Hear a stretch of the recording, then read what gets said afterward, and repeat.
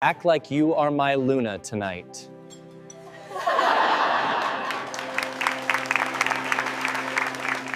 Congratulations on marrying my ex-fiancé, the devastatingly handsome stranger whispered against her ear, his breath unnaturally warm. Now smile like you don't want to tear his throat out. Kira Nakamura nearly jumped out of her skin. She'd been sitting alone at table 12, the dreaded singles table, watching her younger sister Katie dance with her new husband while nursing her third glass of champagne and contemplating the various ways she could disappear without anyone noticing. She turned to face the stranger who'd somehow materialized beside her chair without making a sound. Golden eyes met hers, and for a moment, she forgot how to breathe. The man was impossibly beautiful in a way that made her think of marble sculptures and dangerous predators. His black hair was perfectly tousled, his jaw sharp enough to cut glass, and he wore a tailored suit that probably cost more than her car. "Excuse me," she managed, her voice barely above a whisper.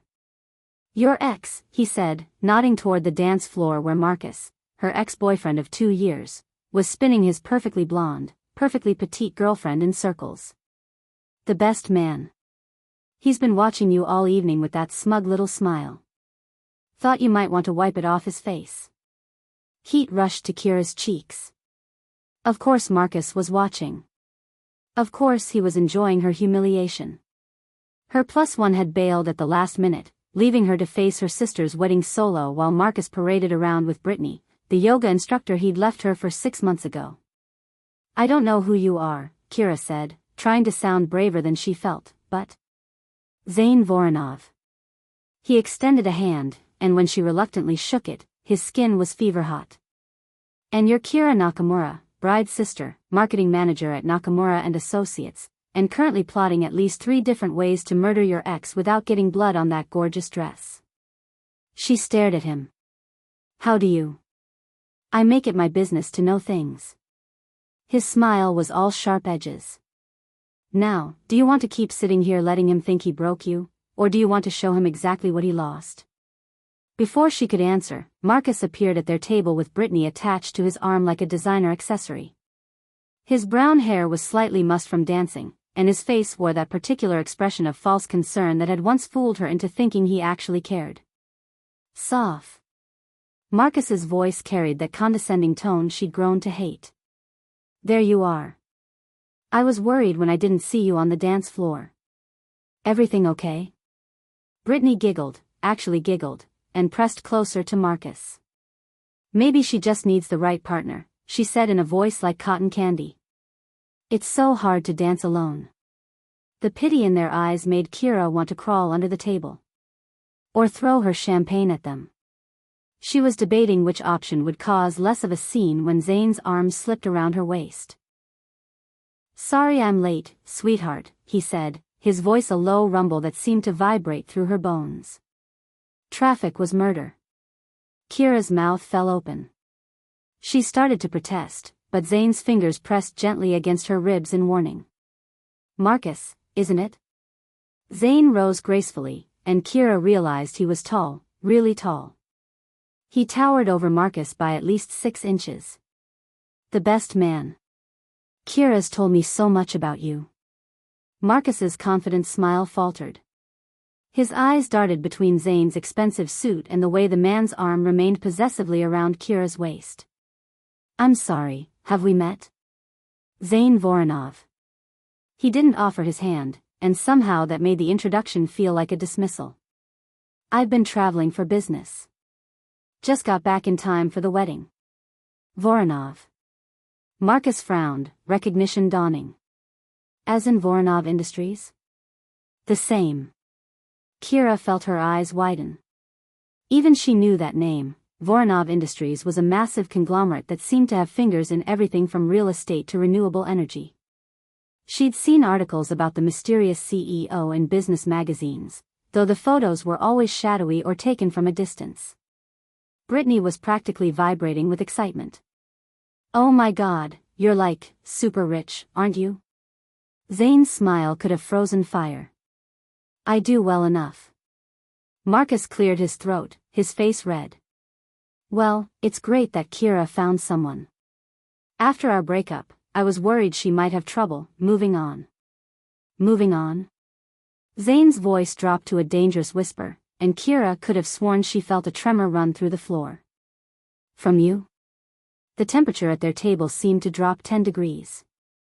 Marcus actually took a step back, his face paling.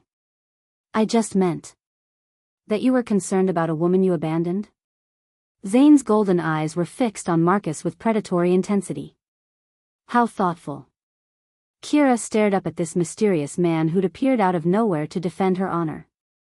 There was something almost supernatural about the way he commanded the space around him, the way Marcus, who'd never backed down from anything in the 2 years she'd known him, was practically cowering. We should get back to our table, Brittany said quickly, tugging on Marcus's arm. The cake cutting is starting soon. They fled without another word. Kira waited until they were out of earshot before turning to face her supposed boyfriend. What the hell was that? Zane's arm was still around her waist, and she was acutely aware of the heat radiating from his body, the way his fingers seemed to burn through the silk of her dress. That, he said, was me saving you from the most awkward conversation of your life. By pretending to be my boyfriend? Did you have a better plan? She opened her mouth to argue, then closed it. Because the truth was, seeing the look on Marcus's face when he'd realized she was supposedly dating a billionaire had been the most satisfying moment she'd had in months. You could have asked first, she said weakly. Would you have said yes? No. Exactly. His thumb traced a small circle on her hip, and she shivered. Besides, the evening's not over. He's still watching. Still hoping to see you fall apart. Kira glanced toward the head table where Marcus was seated. Sure enough, his eyes were fixed on them, his jaw tight with what looked suspiciously like jealousy. What do you want from me? She asked. Zane's smile was slow and dangerous. Dance with me. What? One dance. Let me show your ex exactly what he lost. After that, if you want me to disappear, I will. She should say no. She should walk away from this beautiful stranger with his golden eyes and his mysterious motives. But Marcus was still watching, still waiting for her to crumble, and the champagne was singing in her veins. One dance, she agreed. Zane's smile widened, revealing teeth that seemed sharper than they should be. He stood and offered his hand, and when she took it, that strange heat raced up her arm. He led her onto the dance floor just as the band transitioned into something slow and sultry.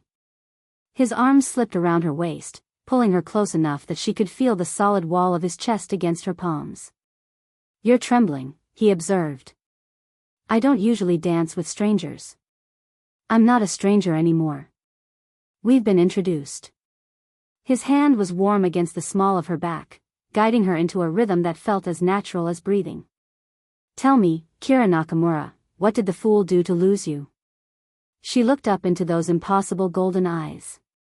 What makes you think he lost me? Maybe I wasn't worth keeping. Something dangerous flickered in his gaze. Anyone who thinks that is clearly an idiot. The way he said it, with such absolute certainty, made her chest tight. When was the last time someone had looked at her like she was worth something? You don't even know me, she whispered. I know enough. His thumb brushed against her spine, and she had to bite back a gasp. I know you're stronger than you think. I know you're tired of being underestimated. And I know that every man in this room is wondering how a fool like your ex ever convinced someone like you to waste 2 years on him. Someone like me? Beautiful. Intelligent. Fierce. His voice dropped to that dangerous whisper again. The kind of woman worth fighting for. Her heart hammered against her ribs. There was something hypnotic about the way he moved, the way he spoke, the way his eyes seemed to see straight through to her soul. She felt like prey caught in the gaze of a predator, but instead of fear, all she felt was a wild, reckless excitement. Act like you're mine tonight, he murmured against her ear, and his breath was so warm it almost burned. Just for tonight. Let me show them what they're all missing. She should pull away. She should ask questions. She should demand to know who he really was and why he'd chosen to help her. Instead, she found herself nodding, drawn to this dangerous stranger like a moth to flame. And as they danced beneath the glittering lights, Kira couldn't shake the feeling that she'd just made a deal with the devil himself. But for the first time in months, she didn't care. Chapter 2. The dance ended too soon. Kira found herself reluctant to step away from Zane's embrace, even as the band transitioned into something more upbeat. His hands lingered on her waist for just a moment longer than necessary before he released her, and she felt the loss of his warmth like a physical ache.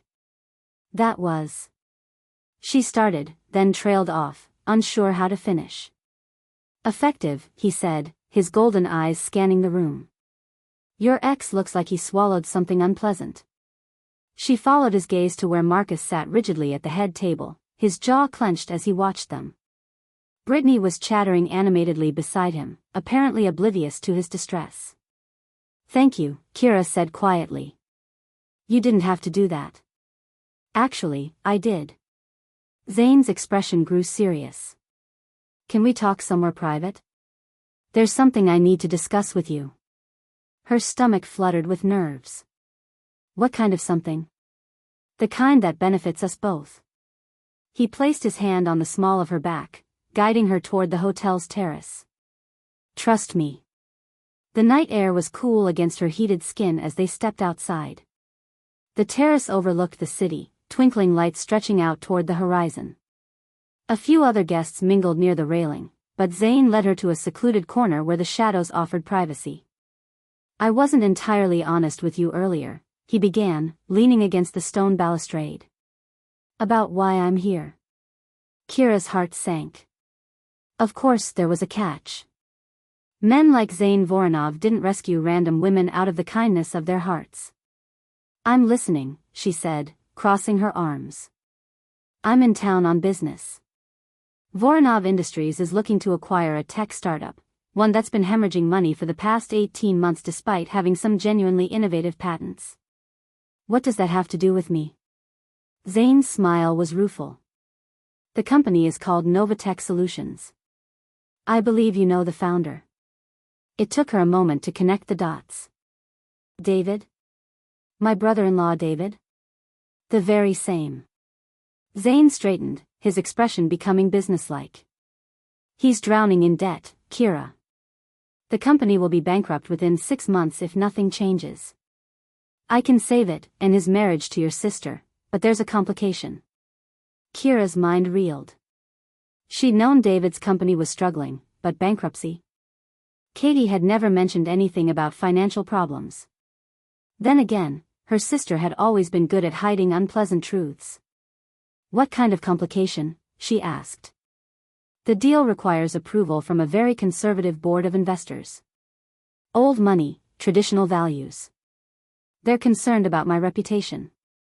Your reputation? Zane ran a hand through his dark hair. I'm 34, unmarried, and there have been rumors about my personal life. Nothing scandalous, but enough to make them question my stability. They want to see that I'm settled, committed to building something lasting rather than just accumulating wealth. And you want me to pretend to be your girlfriend. The pieces clicked together with uncomfortable clarity. That's what this is really about. A mutually beneficial arrangement, he confirmed.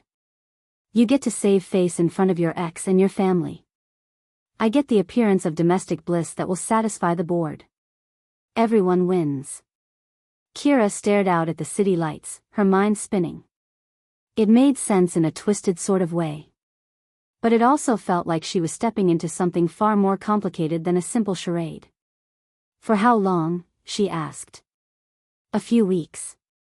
Maybe a month. Just until the deal closes. And what exactly would this arrangement entail? Zane moved closer, and she caught that strange scent again, something wild and untamed beneath expensive cologne. Public appearances. A few business dinners. Nothing you couldn't handle. What's in it for me? Besides avoiding Marcus's smug looks? $50,000. Kira's breath caught. $50,000 would cover her student loans, her credit card debt, and still leave enough for a decent emergency fund. It would change everything. You're serious, she said. Deadly serious. His golden eyes held hers. What do you say, Kira Nakamura? Ready to help me close the biggest deal of my career? She should say no. Every rational part of her brain was screaming that this was insane. But the alternative was watching David's company collapse, possibly taking Katie's marriage down with it, while she struggled to make ends meet on her marketing salary. All right, she said before she could change her mind. But I have conditions. Zane's smile returned, sharp and satisfied. Name them. This is strictly business. No, complications. Define complications. Heat rushed to her cheeks. You know what I mean. I do. And I agree. Anything else? I want to know more about you. If I'm going to pretend to be your girlfriend, I need to know enough to be convincing. Fair enough. He glanced toward the terrace doors. We should head back inside. People will start to notice we're missing. They returned to find dinner being served. Zane escorted her to his table. Somehow he'd managed to secure seats at table 3, close enough to the head table to be noticed but far enough away to have private conversations. The other guests at their table were clearly curious about the mysterious billionaire who'd appeared out of nowhere. Zane handled their questions with practiced charm, revealing just enough about himself to satisfy curiosity without giving away any real information. So what line of work are you in, Mr. Voronov? Asked Mrs. Peterson, Katie's former piano teacher and notorious gossip. Acquisitions, Zane replied smoothly. I help struggling companies find new life. How noble, she simpered. And how did you and our Kira meet? Kira tensed, realizing they hadn't discussed their fictional origin story. But Zane didn't miss a beat. Through mutual friends, he said, his hand finding hers on the table. The moment I saw her, I knew she was special. The way he said it, with such quiet conviction, made her heart skip. She had to remind herself it was all an act. The servers began placing plates in front of the guests, herb-crusted salmon with seasonal vegetables. The aroma made Kira's stomach growl. She'd been too nervous to eat much all day. She noticed Zane didn't touch his food. Not hungry? She asked quietly. I ate earlier, he said, but her eyes kept drifting toward the terrace, waiting for Zane to return. He didn't. 20 minutes later, she finally went looking for him. The terrace was empty except for a few smokers huddled near the far end. She checked the hotel bar, the lobby, even the men's restroom, after asking a passing waiter to do a quick check. Nothing. He'd vanished completely. Kira returned to their table feeling foolish and oddly abandoned. Had he changed his mind about their arrangement? Had the whole thing been some elaborate joke? Just as she was considering calling a cab, he reappeared. Sorry, he said, sliding back into his seat as if nothing had happened. Business call. For 40 minutes? His jaw tightened. It was important. There was something different about him now. His hair was slightly disheveled, and she could swear his clothes looked rumpled, as if he'd been running. Or fighting. And was it her imagination, or did his eyes seem brighter than before? Are you all right? She asked. Fine. His tone brooked no argument. Ready to go? I think we've made our point for one evening. She wanted to press him for answers, but something in his expression warned her off. Instead, she nodded and gathered her purse. They said their goodbyes to Katie and David. Her sister looked radiant and blissfully unaware of the financial troubles threatening her new marriage. Marcus made a point of shaking Zane's hand and wishing them well, his smile so forced it looked painful. I'll drive you home, Zane said as they waited for the valet to bring his car. You don't have to. I insist. The valet pulled up in a sleek black Lamborghini that probably cost more than Kira's annual salary. Zane tipped the young man generously and held the passenger door open for her. The interior was all black leather and polished chrome, impossibly luxurious. Kira settled into the seat, trying not to think about how out of place she felt in such an expensive car. Zane slid behind the wheel and started the engine, which purred to life with barely a whisper of sound. As they pulled out of the hotel's circular drive, Kira found herself studying his profile in the dashboard lights. "So," she said as they merged onto the freeway, "tell me about yourself. If we're going to convince people we're dating, I should know more than just your net worth. What do you want to know?" "The basics. Where are you from? Family? Hobbies?" Zane was quiet for so long she thought he wasn't going to answer. Finally, he said, "I grew up in Montana. Small town, middle of nowhere. My parents died when I was young, car accident. No siblings." "I'm sorry." He shrugged. "It was a long time ago. What about hobbies? What do you do when you're not acquiring failing tech companies?" Another pause. "I run. A lot. Helps me think. That's it? I'm a simple man, Kira." She almost laughed at that. Nothing about Zane Voronov was simple. He was a puzzle wrapped in an enigma, and every answer just raised more questions. They drove in comfortable silence for a while, the city lights blurring past the windows. Kira found herself relaxing despite her confusion. There was something soothing about the car's smooth motion and the quiet confidence with which Zane navigated the late-night traffic. She was almost dozing when she shifted in her seat and felt something rough against her hip. Looking down, she saw deep gouges in the leather upholstery, 4 parallel tears that looked exactly like claw marks. Her blood went cold. "Zane," she said carefully, "what happened to your seat?" He followed her gaze and cursed under his breath. "Accident," he said tersely. "I was moving some equipment last week." Sharp corners. But even as he said it, Kira could tell he was lying. She'd seen enough nature documentaries to recognize claw marks when she saw them. And these were big, bigger than any house cat could make. What kind of animal could tear through leather like that? And why would Zane Voronov, billionaire CEO, be transporting wild animals in his Lamborghini? As they pulled into her apartment complex, Kira's mind raced with possibilities, each more unsettling than the last. She was beginning to realize that accepting Zane's proposition might have been the biggest mistake of her life. But as he walked her to her door, his hand warm and steady on her back, she found herself hoping she was wrong. Because despite all the red flags, despite all the unanswered questions, she was already falling under the spell of the mysterious man who'd rescued her from humiliation. Even if she was starting to suspect he might be far more dangerous than Marcus had ever been. Chapter 3. The contract arrived at Kira's apartment the next morning via courier, 20 pages of dense legal text that made her head spin. She sat at her tiny Kit Nakamura table, nursing her second cup of coffee and trying to make sense of the formal language that basically boiled down to, pretend to be Zane Voronov's girlfriend for 30 days, don't tell anyone it's fake, and receive $50,000. It should have felt like a miracle. The money would solve everything, her credit card debt, her student loans, and most importantly, the overdue mortgage on her father's bookshop.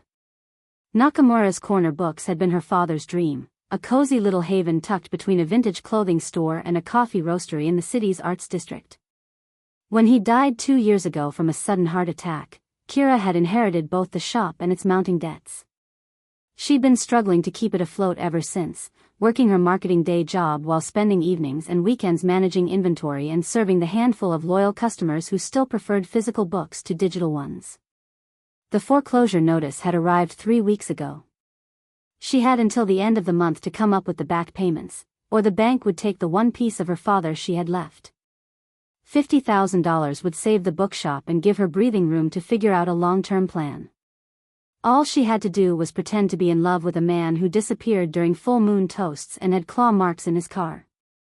Her phone buzzed with a text, "Dinner tonight at Aurelius, 7 p.m. Dress nicely. D." Kira stared at the message. Aurelius was the kind of restaurant where entrees started at $60 and you needed reservations months in advance. The kind of place she'd never been able to afford, even when she was dating Marcus and splitting everything 50-50. She texted back, "This is really happening?" His response was immediate, "Contract signed?" She looked down at the papers, at the signature line that would bind her to this bizarre arrangement. Taking a deep breath, she signed her name with a flourish and took a photo to send to him. "See you at 7, came his reply. The rest of the day passed in a blur of nervous energy. Kira closed the bookshop early and spent 2 hours getting ready, raiding her closet for something appropriate for Aurelius. She finally settled on a black wrap dress she'd bought for job interviews, professional but elegant, with a neckline that was demure enough for business but still showed she was a woman. Zane was waiting for her outside the restaurant when her Uber pulled up. He looked devastatingly handsome in a charcoal suit that probably cost more than her monthly rent, his dark hair perfectly styled and those unsettling golden eyes tracking her movement as she approached. "You look beautiful," he said, offering his arm. "Thank you." She tried to ignore the way her pulse quickened when their skin touched. This was business, she reminded herself. Nothing more. Aurelius was everything she'd expected: dim lighting, pristine white tablecloths, servers who moved like ghosts between tables filled with the city's elite. The maitre d' greeted Zane by name and led them to a corner table with a view of the city lights. "Have you eaten here before?" Kira asked as they settled into their seats. "A few times. The food is adequate." Zane's eyes swept the dining room with the alertness of a predator surveying its territory. "But it's the kind of place people expect to see us." "Us?" "A successful businessman and his girlfriend." His smile was sharp. "We need to be seen, Kira. Photographed. The goal is to make sure word gets back to the investors that I'm a reformed bachelor." As if summoned by his words, a flash went off near the entrance. Kira turned to see a photographer being escorted out by security, but not before he'd gotten several shots of their table. "That was fast," she murmured. "I may have tipped off a few gossip columnists about our dinner plans." Zane's expression was unapologetic. "By tomorrow morning, we'll be in 3 different society pages. You really don't leave anything to chance, do you?" "I can't afford to. This deal is worth too much." Their server appeared, a young man with nervous energy who introduced himself as Trevor and rattled off the evening specials. Zane ordered wine without consulting the list, some vintage that made Trevor's eyes widen with recognition. "And to eat?" Trevor asked, pen poised over his notepad. "The lady will have the salmon," Zane said before Kira could open her mouth. "I'll have the steak, rare." Kira blinked. "Actually, I was thinking about the pasta." "The salmon is better here," Zane cut her off smoothly.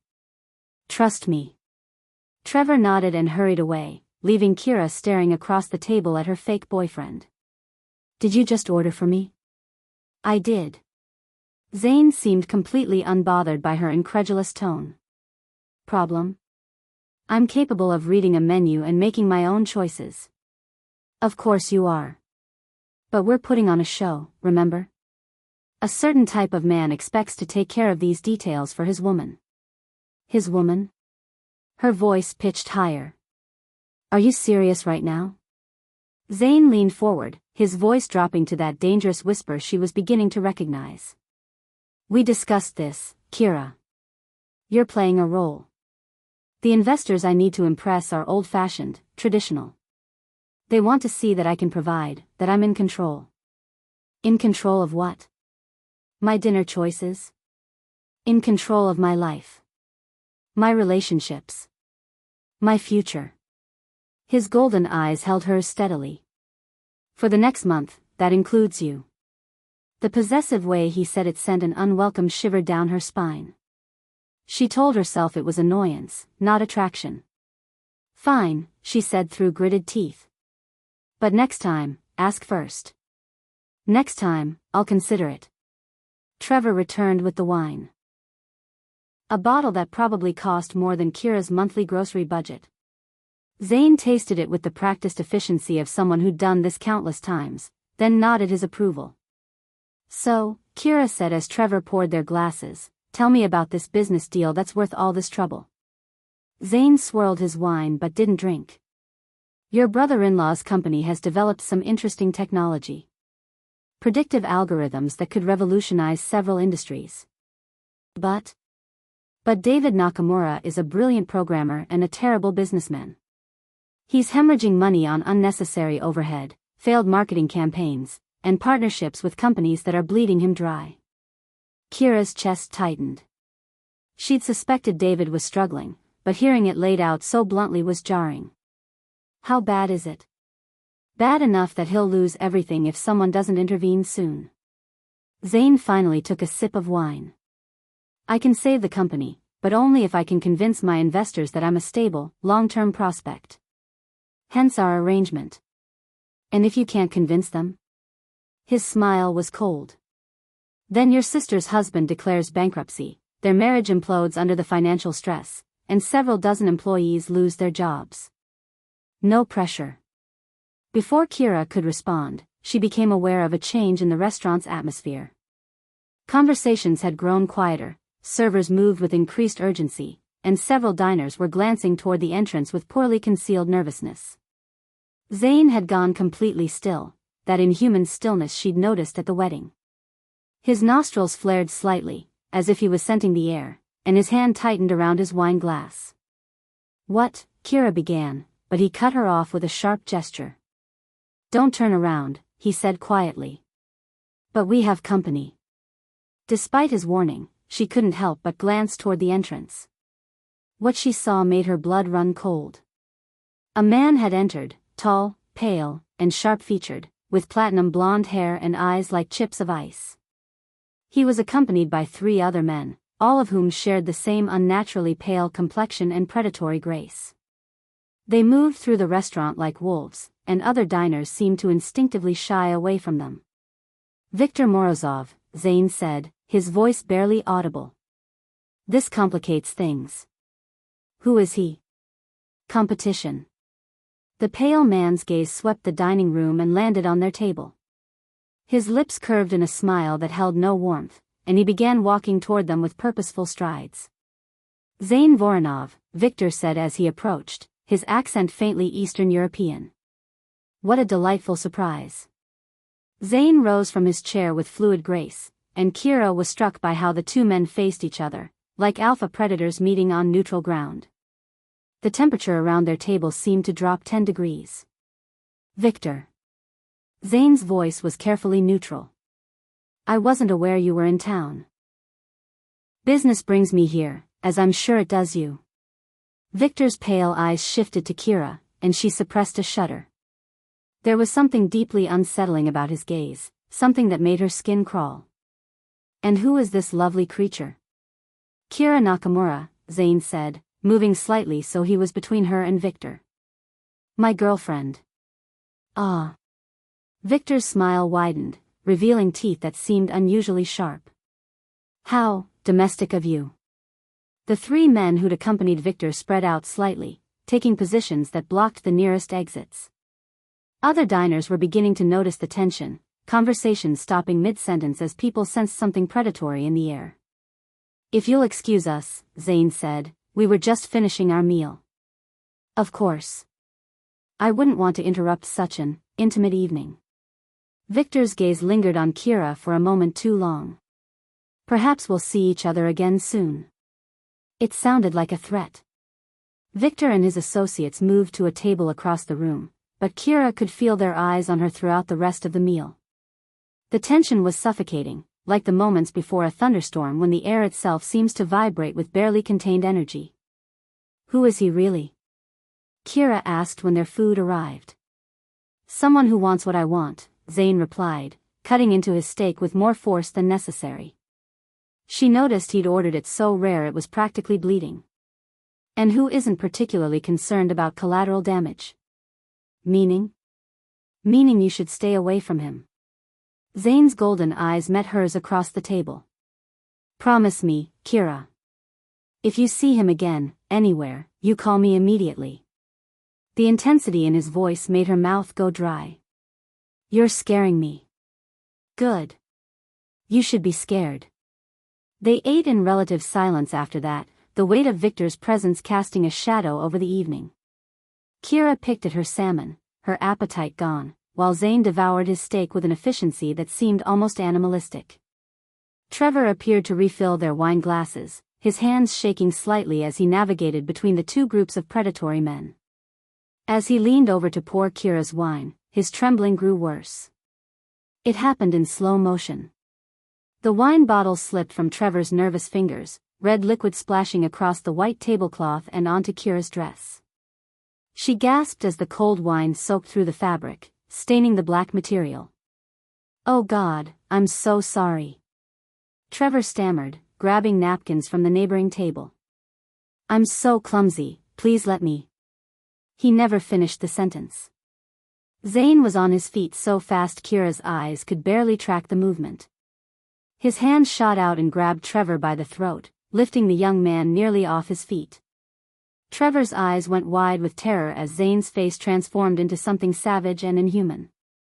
His eyes blazed gold.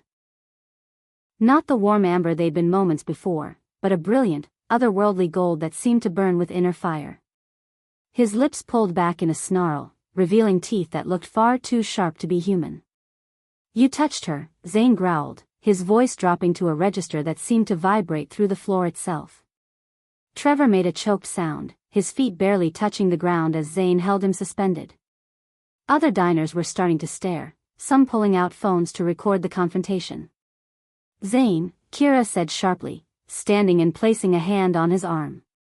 The muscle beneath his suit jacket was rigid with tension, and she could feel heat radiating from his skin. "Let him go. It was an accident." For a moment, she wasn't sure he'd hurt her. His golden eyes remained fixed on Trevor's terrified face, and she could see the pulse hammering in the young man's throat where Zane's fingers pressed against his windpipe. Then, slowly, awareness flickered back into those burning eyes. Zane's grip loosened, and Trevor dropped to his feet, gasping and stumbling backward. "I'm sorry," Zane said, his voice returning to normal as his eyes faded back to their usual amber. "I overreacted." Trevor nodded frantically, too shaken to speak, and fled toward the Kit Nakamura without looking back.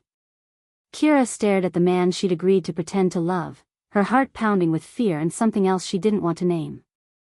Around them, the restaurant buzzed with whispered conversations and the click of camera phones. Across the room, Viktor Morozov watched with obvious amusement, raising his wine glass in a mocking toast before taking a delicate sip. "We should go," Zane said quietly, pulling out his wallet and throwing several $100 bills on the table. "Now." Kira nodded mutely, gathering her purse with hands that shook only slightly. As they walked toward the exit, she was acutely aware of the stairs following them, of Viktor's cold laughter echoing behind them. In the space of 5 minutes, her fake boyfriend had revealed himself to be something far more dangerous than she'd imagined. His eyes had literally glowed gold, his strength had been inhuman, and the rage that had consumed him over something as simple as spilled wine suggested a barely leashed violence that terrified her. But as they stepped out into the cool night air and Zane's hands settled protectively on her back, she realized that her fear was tinged with something else entirely. Because despite everything she'd just witnessed, or maybe because of it, she was more attracted to him than ever. And that might be the most dangerous thing of all. Chapter 4. The dream started 3 days after their dinner at Aurelius. Kira woke gasping in her narrow bed, sheets soaked with sweat and her heart hammering against her ribs. The taste of earth and pine lingered on her tongue, and she could swear she still felt the phantom sensation of powerful muscles bunching and releasing as whatever she'd been in the dream, raced through moonlit forest at impossible speeds. In the dream, she'd been running. Not jogging like she sometimes did in the mornings, but truly running with a predator's fluid grace, her body low to the ground and perfectly balanced. The world had been alive with scents and sounds her human senses could never detect, the musk of deer 20 yards ahead, the rustle of mice in the underbrush, the distant howl of something that called to her very soul. And most disturbing of all, it had felt right. Natural. Like coming home after years of exile. She stumbled to the bathroom and splashed cold water on her face, trying to wash away the lingering effects of the dream. But when she caught sight of herself in the mirror, she froze. Her eyes looked different. Still brown, but somehow brighter, more alert. And there were dark circles under them that hadn't been there before, not from tiredness, but from something else. Something that made her look wild. "Get it together, Nakamura," she muttered to her reflection. It was just a weird dream. But as she headed to the Kit Nakamura to start coffee, she noticed other changes. The soft padding of her bare feet on the hardwood floor sounded unnaturally loud, and she could hear Mrs. Rodriguez's television through the wall with perfect clarity, something that had never happened before. Even more unsettling, she could smell things with startling intensity: the lingering scent of yesterday's takeout, the fabric softener from the laundry room 2 floors down, and something else. Something wild and masculine that made her pulse quicken with recognition. Zane. She spun toward the front door just as his knock echoed through the apartment. How had she known he was there before he'd even announced himself? "Good morning," he said when she opened the door, looking devastatingly handsome in a charcoal suit despite the early hour. "I brought coffee." He held up a paper bag from her favorite cafe, the expensive one she could rarely afford. The aroma hit her like a physical force, so rich and complex she could practically taste the notes of chocolate and vanilla. "How did you know I'd be up?" she asked, accepting the bag with hands that trembled slightly. "Lucky guess." His golden eyes studied her face with an intensity that made her skin prickle. "You look tired." "Sleeping poorly?" "Just strange dreams." She turned away, not wanting him to see how his presence affected her. The scent of him, pine and leather and something indefinably male, was overwhelming in the small space of her apartment. "What kind of dreams?" The question was casual, but something in his tone made her look back at him.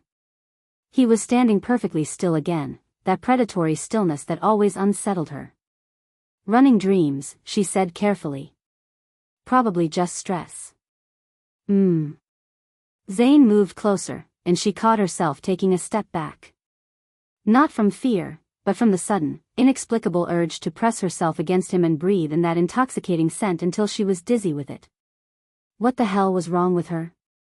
"We have a breakfast meeting with potential investors," he said, apparently oblivious to her internal turmoil. "We're something conservative but expensive looking. I'll pick you up in an hour." "I don't have anything expensive looking." "Check your closet." She stared at him. "What do you mean, check my closet?"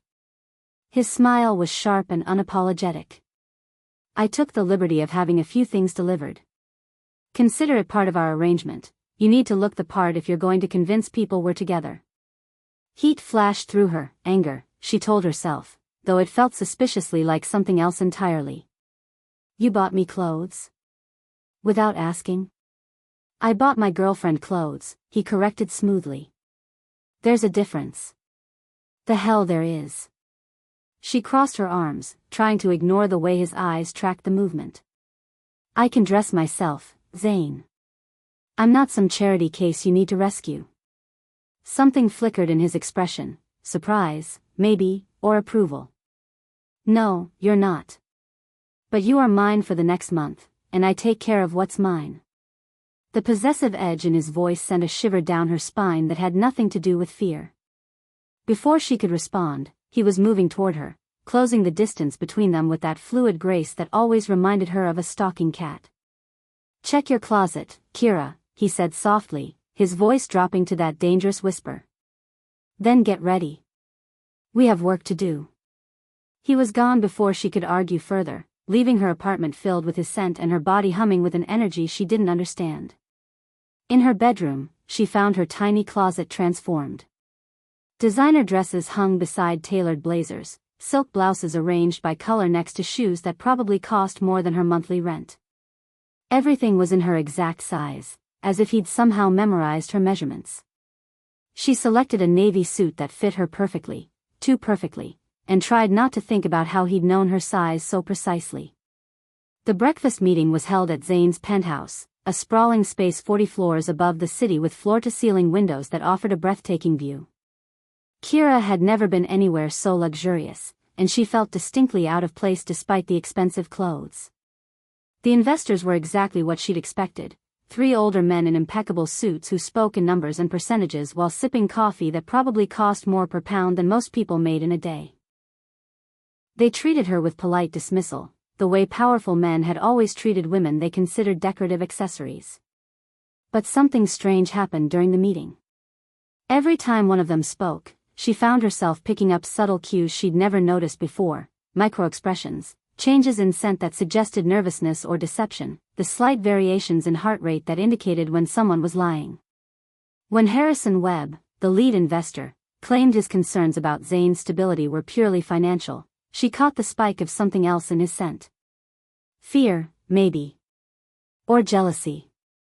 When Patricia Holbrook mentioned her daughter's recent engagement, Kira smelled sadness beneath the proud words, suggesting the relationship wasn't as perfect as she claimed. And when the third investor, Marcus Kane, praised the innovative aspects of David's technology, his elevated heart rate told her he was hiding something significant. It was like having a superpower, being able to read people on levels they weren't even aware of. But it was also deeply unsettling, because she had no idea how or why it was happening. The meeting went well, better than well, actually. By the end, all three investors seemed convinced that Zane was a stable, long-term prospect. They shook hands on moving forward with the deal, and Kira found herself the recipient of approving smiles and comments about what a positive influence she was. "You were perfect," Zane said after they'd left, his hands settling on her lower back as they stood by the windows overlooking the city. "They bought it completely." "Bought what?" "That we're together. That you're good for me." His fingers traced small circles through the silk of her blouse, and she had to bite back a gasp at the sensation. "They think you've tamed me." "Have I?" The question slipped out before she could stop it, and Zane went very still behind her. When she turned to face him, his golden eyes were blazing with an intensity that made her knees weak. "No," he said quietly. "But you've done something far more dangerous." "What?" Instead of answering, he moved closer, backing her against the window. The glass was cool against her shoulders, but the man in front of her radiated heat like a furnace. "You've made me want to be tamed," he murmured, his hands bracing against the window on either side of her head. Then he was kissing her, and every rational thought fled her mind. His mouth was hot and demanding, claiming her with a possessiveness that should have terrified her but instead sent liquid fire racing through her veins. She found herself kissing him back with a desperation that shocked her, her hands fisting in his suit jacket as she tried to pull him closer. When his teeth grazed her throat, she arched against him with a soft moan, completely lost to the sensations flooding her system. She felt him smile against her skin before he bit down gently on the sensitive spot where her neck met her shoulder. The pleasure that shot through her was so intense it was almost painful. She cried out, her nails digging into his shoulders as her body convulsed with sensation. "Mine," he growled against her throat, his voice rough with need. "You're mine, Kira." And in that moment, with his scent surrounding her and his teeth marking her skin, she believed him. It wasn't until later, when she was back in her own apartment, that she noticed the mark he'd left. 2 small puncture wounds surrounded by a bruise that looked suspiciously like a bite mark. She touched it gingerly, surprised by how tender it was. A love bite, she told herself. Men left them all the time. But this felt different. More permanent somehow, like a brand that went deeper than skin. That night, the dreams were more vivid than ever. She was running again, but this time she wasn't alone. A massive black wolf ran beside her, its golden eyes familiar even in the moonlight. They moved together like partners in an ancient dance, perfectly synchronized as they raced through the forest. When she woke, she could still feel the phantom sensation of paws hitting the ground, still taste the metallic tang of blood on her tongue from a hunt she couldn't quite remember. And the mark on her throat was throbbing with a heat that had nothing to do with the bruising. Over the next week, the changes accelerated. Her senses sharpened to an almost unbearable degree. She could hear conversations from 3 blocks away, smell emotions on people like perfume, track the movement of every living thing in her vicinity. Food began to taste different. Cooked meat left her unsatisfied, while the scent of rare steak made her mouth water with an almost violent hunger. Her body was changing too. She was stronger, faster, more agile. When a client's dog broke free from its leash and ran into traffic, she moved without thinking, snatching the animal from the path of an oncoming bus with reflexes that shouldn't have been humanly possible. And through it all, she dreamed of the wolf with golden eyes, of running under a moon that called to something wild in her soul. She managed to hide the changes for exactly 8 days. On the 9th day, she was in her bookshop when the scent hit her, pine and leather and dangerous masculinity that made her body respond with embarrassing intensity. She looked up to find Zane standing in the doorway, his golden eyes studying her with predatory focus. "You've been avoiding me," he said, moving through the narrow aisles with fluid grace. "I've been busy." She tried to sound casual, but her voice came out breathless and needy. "Have you?" He was close now, close enough that she could feel the heat radiating from his skin. "Or have you been scared?" "Of what?" "Of what's happening to you." The words hit her like a physical blow. She'd been trying so hard to convince herself that the changes were just stress, just her imagination running wild. But the way he said it, with such quiet certainty. "I don't know what you mean." "Don't you?" His hand reached out to trace the mark on her throat, and she couldn't suppress her shiver of response. "The dreams, Kira. The enhanced senses. The way your body craves things it never wanted before." She stared at him, her heart hammering against her ribs. "How do you know about the dreams?" "Because I've been having them too." His thumb brushed over the bite mark, and she gasped at the sensation. "We're connected now." "Have been since the moment I marked you." "Marked me?" Her voice was barely a whisper. "Claimed you." His golden eyes burned into hers. "Made you mine in the most fundamental way possible." "I don't understand." Zane stepped back, his expression becoming deadly serious. "Then let me make it clear. Werewolves exist, Kira. We live hidden among humans, bound by ancient laws and older magic. I'm what's called an alpha, the leader of a pack, born with the strength and instincts to protect and command." She should laugh. Should tell him he was insane and demand he leave her shop. Instead, she found herself nodding, pieces of a puzzle she'd been trying to ignore finally clicking into place. "And me?" she asked quietly. "You're my mate. My destined partner, chosen by forces older than civilization itself." His voice softened. "The bite mark isn't just a love bite, Kira. It's a claiming mark. It's awakening the wolf that was always inside you." "That's impossible." "I'm human." "Are you?" His smile was sad and beautiful. "Have you ever wondered why you've always felt different? Why you never quite fit in anywhere?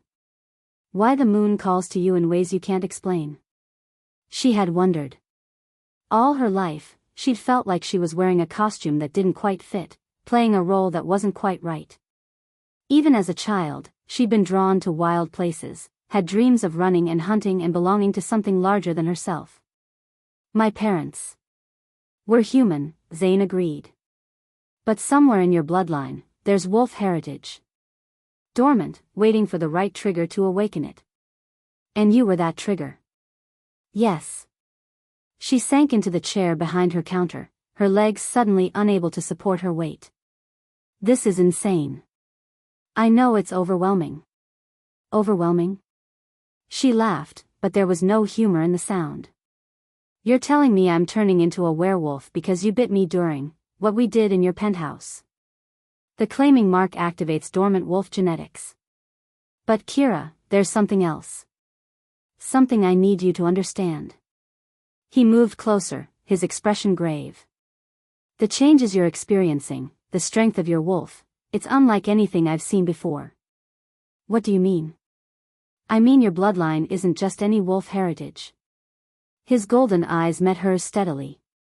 "You're descended from the Shadow Moon pack." The name hit her like a physical blow, though she had no idea why. Something deep inside her responded to those words with a mixture of longing and fear. "I've never heard of them. Because they've been extinct for over a century. They were the most powerful werewolf bloodline in existence, capable of things other wolves could only dream of. Their pack leaders could command any wolf regardless of pack loyalty. Their females could heal mortal wounds with their touch. Their young could shift at will from birth." Kira stared at him, her world tilting on its axis. "And you think I'm?" "I know you are. The strength of your awakening, the intensity of your changes, only Shadow Moon blood could produce effects this dramatic. Zane's expression darkened. Which means you're in more danger than you can possibly imagine. What kind of danger? Every pack in the world has been searching for a Shadow Moon descendant for generations. They believe that bonding with one, claiming one as mate, would grant them access to that legendary power. His voice dropped to a growl.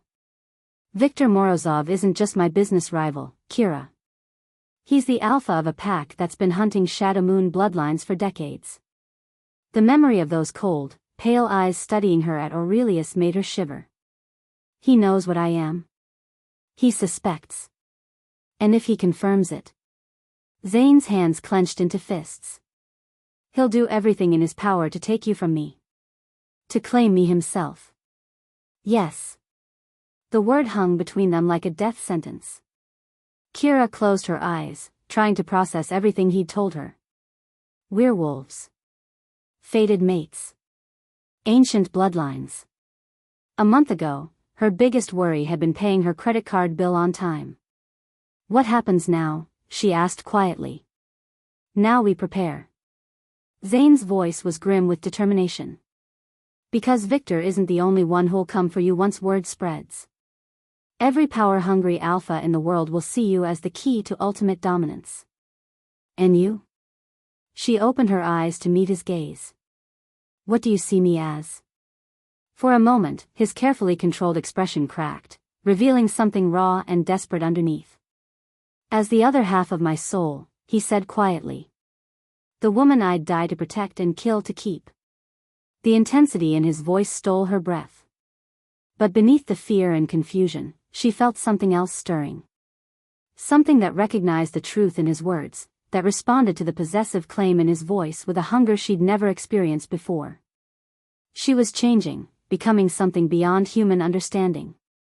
But as terrifying as that was, she was no longer facing it alone.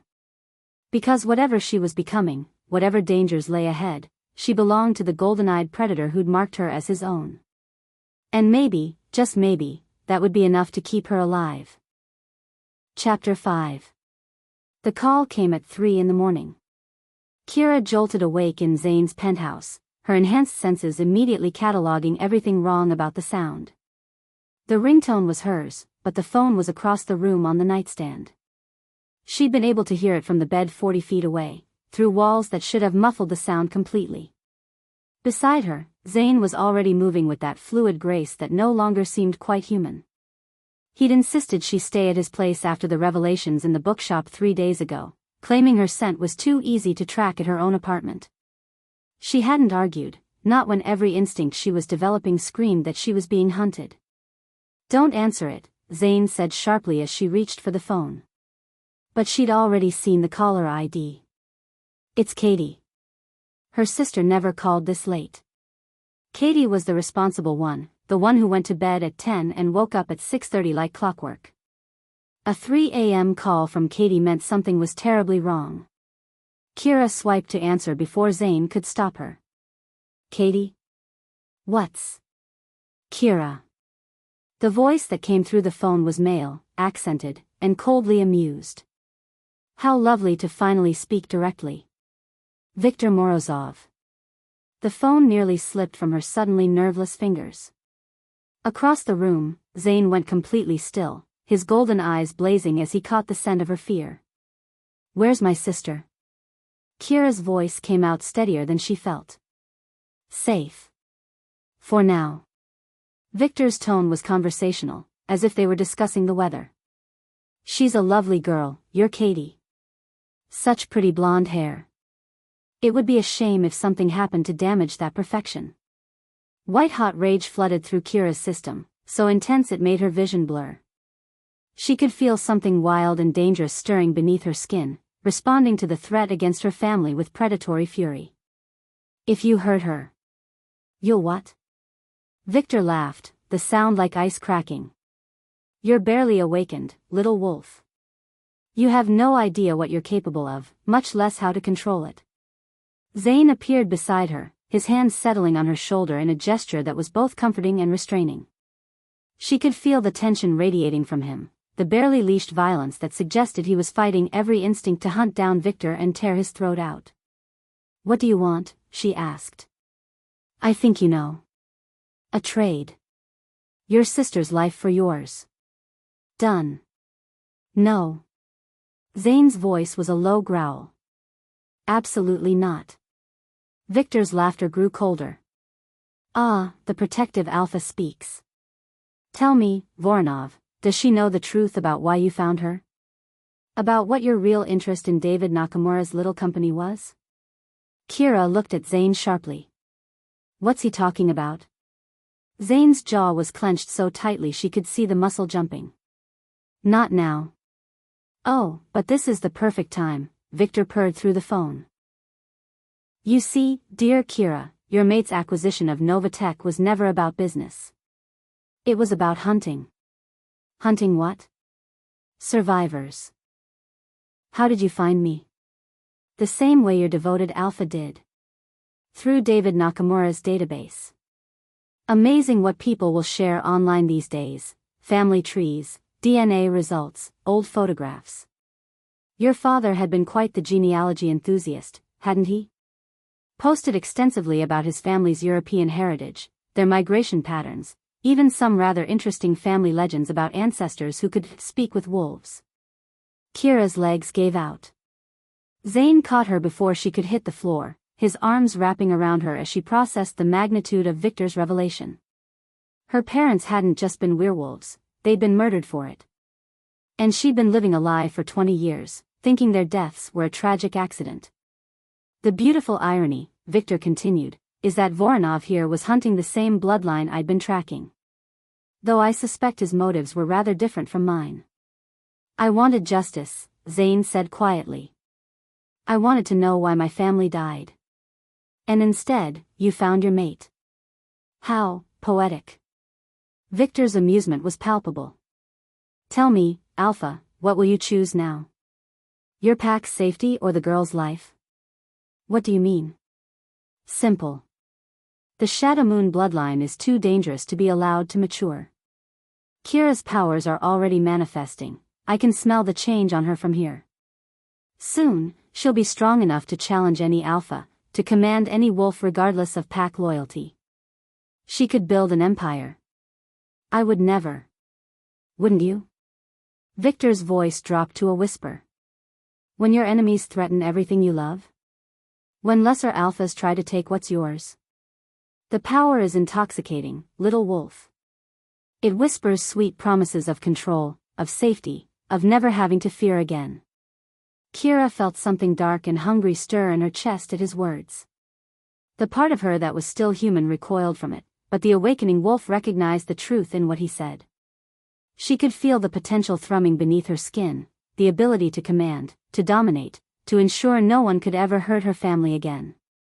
Here's my offer, Victor said. Bring yourself to the old Blackwood steel foundry on the south side. Come alone, and I'll let your sister live. Refuse, and I'll kill her slowly while you listen. Victor. You have 1 hour. The line went dead. Kira stared at the phone in her trembling hands, her mind racing. Katie was innocent in all this, a human woman who'd married the wrong man and gotten caught in a supernatural war she couldn't even comprehend. I have to go, she said. Like hell. Zane's voice was flat with finality. It's a trap. Of course it's a trap. But it's my sister. And you're my mate. I won't let you walk into certain death. Kira turned to face him, and for the first time since her wolf had begun awakening, she felt the full weight of what she was becoming. Power thrummed through her veins like electricity, begging to be released. You don't get to let me do anything, she said quietly. I'm not some helpless human anymore. Zane's eyes flashed gold. You're barely awakened. You have no training, no control. Then teach me. Right now. Kira. My sister is going to die because of what I am. Because of a bloodline I didn't even know I carried. Her voice was rising, and she could feel that wild energy building beneath her skin. You want to protect me? Help me save her. For a long moment, they stared at each other, alpha and emerging alpha, predator and predator. Then Zane's expression shifted, becoming coldly tactical. If we do this, we do it my way, he said. No heroic sacrifices, no surrendering yourself to save her. We go in together, we get Katie out, and we deal with Victor permanently. Together? You're my mate, Kira. My pack. Whatever we face it side by side. The drive to the foundry took 45 minutes through empty city streets. Zane had called his lieutenant, Marcus, not her ex-boyfriend Marcus, but a massive wolf who served as his second-in-command, and 2 other pack members for backup. They'd be positioned around the perimeter, ready to provide support but under strict orders not to engage unless absolutely necessary. Remember, Zane said as they approached the abandoned industrial complex, Victor wants you alive.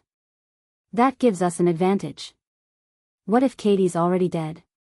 She's not. He needs her as leverage. Zane's hands tightened on the steering wheel. Victor's many things, but he's not wasteful. He'll keep her alive as long as she's useful.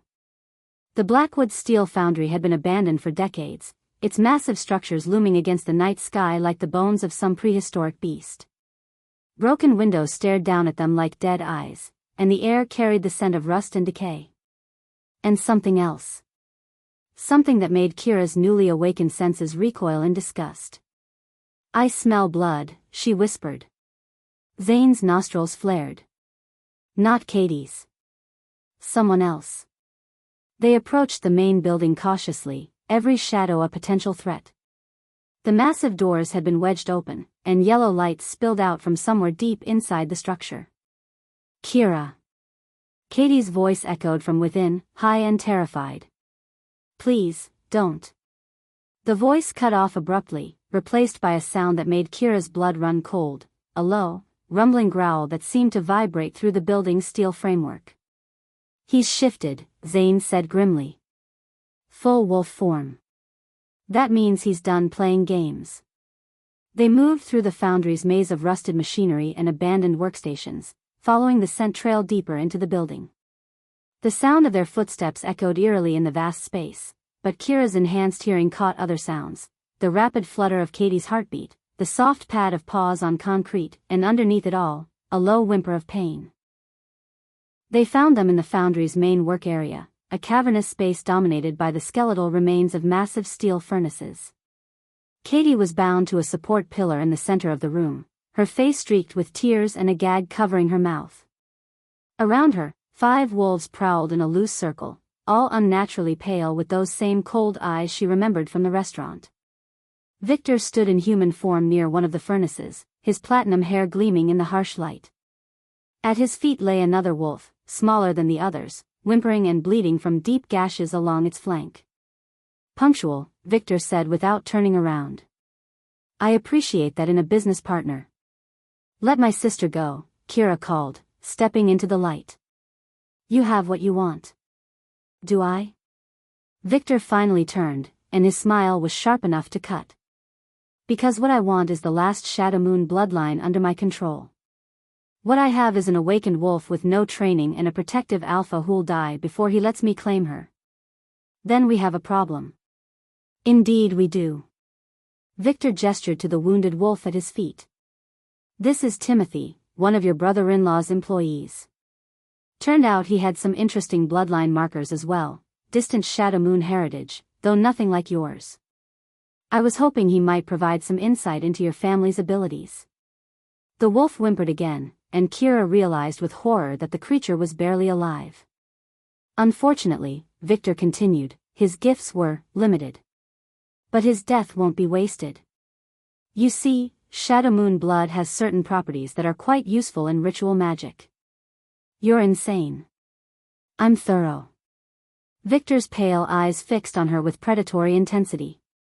Your parents tried to deny their nature, tried to live as humans.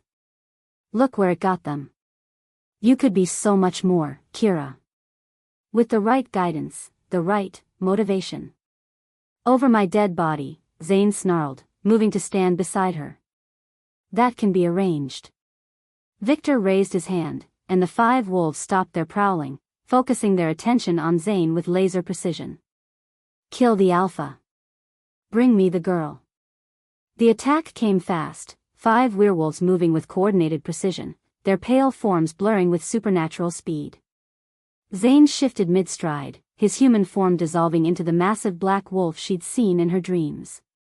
But even as powerful as he was, 5 against 1 were impossible odds.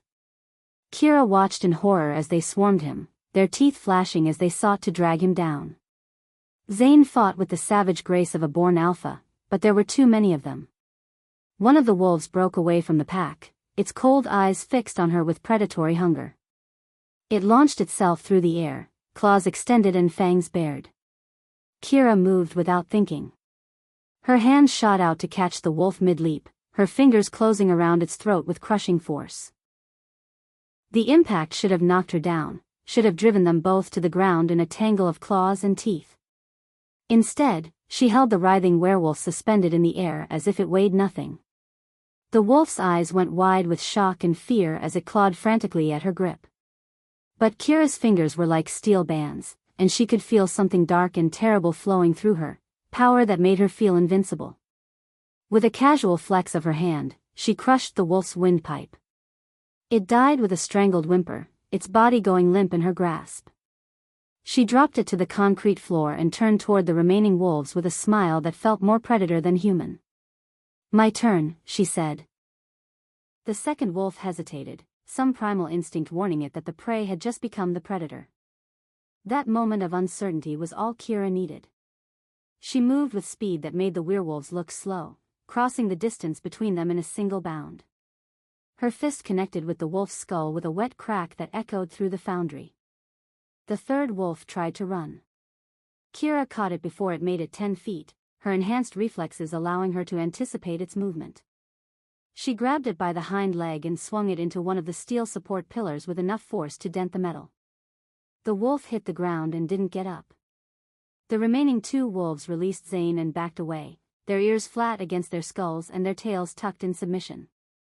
Even in wolf form, their terror was obvious. "Impossible," Victor breathed, his pale face gone white with shock. "You're barely awakened. You shouldn't be that strong."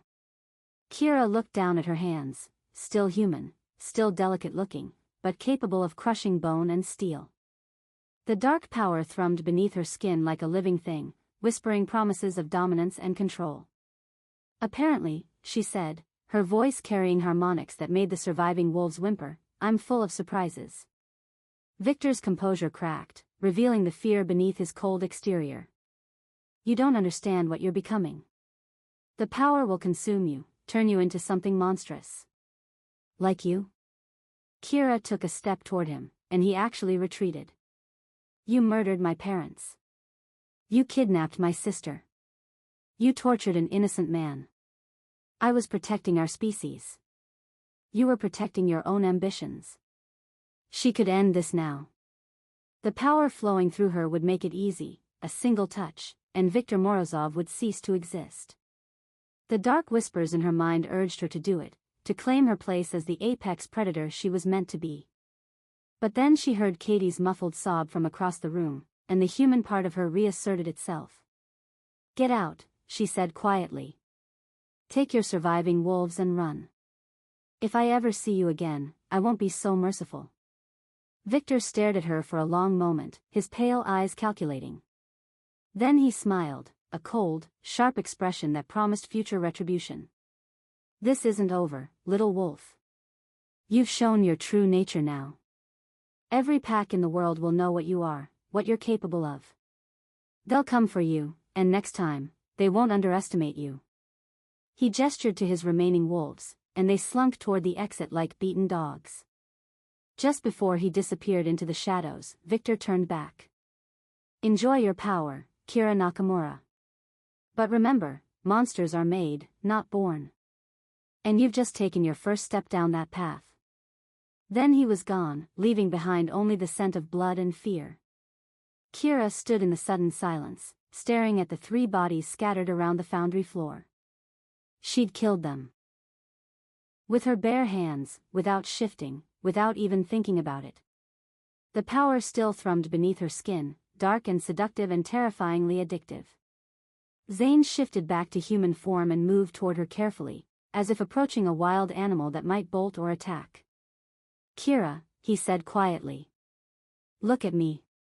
She raised her eyes to meet his, and saw her reflection in those golden depths, saw the predator she'd become, the monster Victor had accused her of being. "I killed them," she whispered. "You protected your family. You protected me." Zane reached out slowly, giving her time to pull away. When she didn't, his hands framed her face with infinite gentleness. "You did what any alpha would do." "I'm not an alpha." "Aren't you?" His smile was sad and beautiful and proud all at once. "You just commanded the submission of trained killers with nothing but your presence. You moved faster than wolves, hit harder than bears, and held back from delivering a killing blow when every instinct told you to eliminate the threat. The power." She shuddered. "I wanted to kill him. I wanted to make him suffer for what he did to my parents. But you didn't. That's what makes you different from him." Zane's thumbs brushed away tears she didn't realize she'd shed. "That's what makes you worthy of the power you carry." Behind them, Katie made a muffled sound of distress, reminding them that the immediate crisis wasn't over. They had a traumatized human to deal with, bodies to dispose of, and a dying werewolf who might still be saved. But as Zane moved to free her sister, Kira remained frozen in place, staring at her hands and wondering if Victor had been right about one thing. Because the power flowing through her veins didn't feel like something that could be controlled or contained. It felt like something that would eventually consume everything in its path, including the man she was learning to love. Thank you for watching this video. Subscribe, like and share this video to be the first to get notified when the part 2 of this story drops.